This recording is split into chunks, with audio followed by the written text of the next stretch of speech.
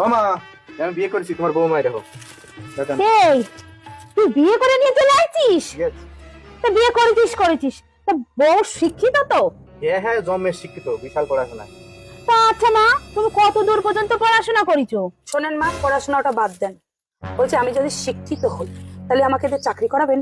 না মা, আমাদের বাড়ির মেয়ে বউরা কেউ চাকরি করে না। এটা কেউ আমাদের বাড়ির লোক কেউ পছন্দ করে না যে মেয়ে বউরা বাইরে যাক।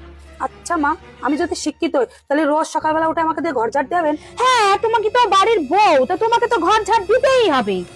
আমি যদি শিক্ষিত হই তাহলে আমাকে দিয়ে থালা বাসন মাজাবেন? হ্যাঁ, তুমি খাবে, তা তুমি থালা বাসন মাজবে না? তুমি যেহেতু বাড়ির বউ, তোমার তো সেগুলো মাজতেই হবে। আমি যদি শিক্ষিত হই মা তাহলে আমার দিয়ে রান্না করাবেন? হ্যাঁ, অবশ্যই রান্না করতে হবে। তুমি যেহেতু বাড়ির বউ, তুমি যদি রান্না না করো তাহলে আমরা খাবো কি মা?